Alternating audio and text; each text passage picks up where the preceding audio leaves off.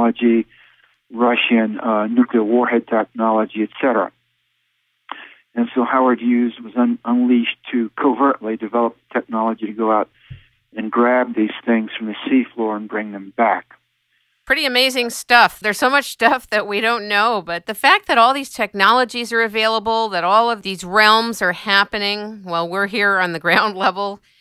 That's the second level of the story, which was revealed in a book entitled Silent War by John Pena Craven, who at that time was the lead scientist for the United States Navy's deep undersea programs,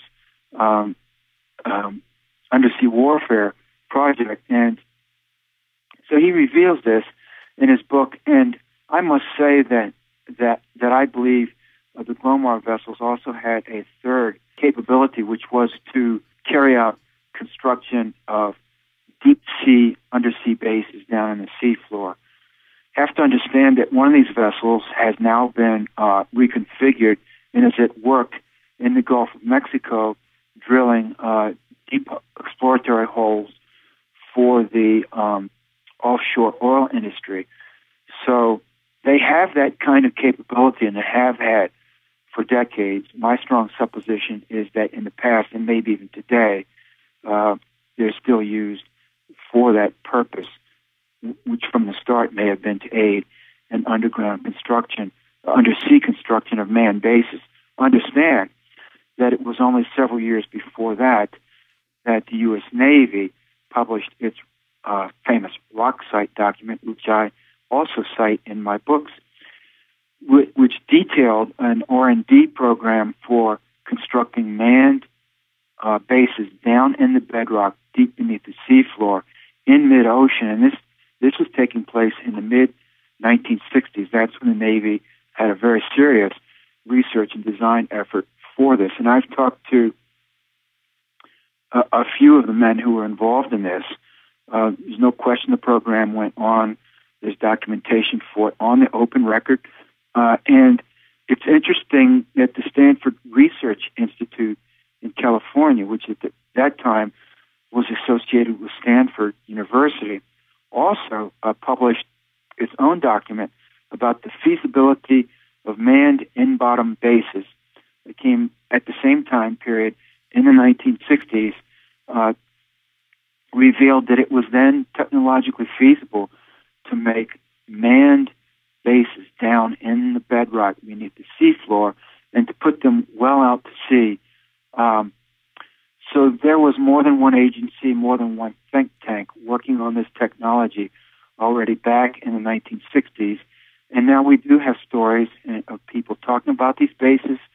I've spoken to people who say they exist, that they have personal knowledge either of them being built or seeing them or going there.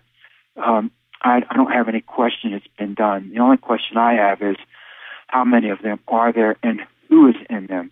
At a minimum, it seems like certain major corporations and military agencies. Do you want to share a little bit about David Adair? Yeah, I don't know him personally. Talk a little bit about your background, your understanding of who he is and things that he thinks and says. I can tell you what he says. Okay. I don't know him personally. He says that years ago at the age of 17 that he was taken underground at Area 51 on a massive elevator about the size of a football field, that he was taken underground into a cavernous workspace where he saw advanced aerospace technology, some of which he believes was alien, that he was shown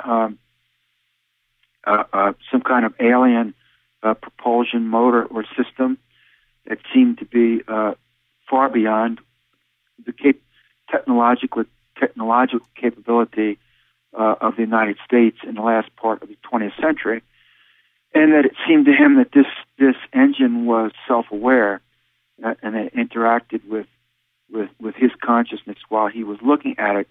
I don't know what to make of that story, frankly. I wasn't there. That's his claim.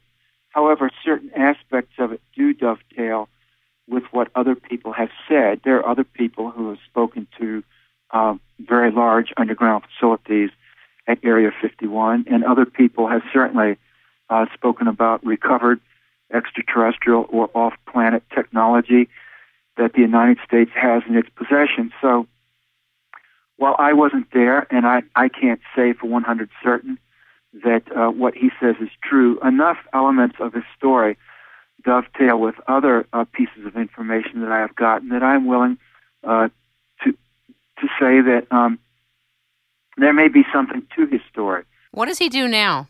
I don't know what he does now. I don't know David Adair beyond this story, which I cite that was published in Nexus magazine, and that's the extent of what I know. I can't vouch for David Adair, and I won't vouch for him because I don't personally know him. What I can say is that certain elements of his story do dovetail with other aspects of my research, and I included it for that reason in my book. Now, I would go beyond that and say that there is a researcher named Ryan Wood who's published a book and some other writings. Is that Bob Wood's son? Yes. I interviewed Bob Wood on television in 2003. Yes. Well, his son Ryan is also well worth interviewing in his own right. In fact, Ryan has really taken the torch from Bob Wood.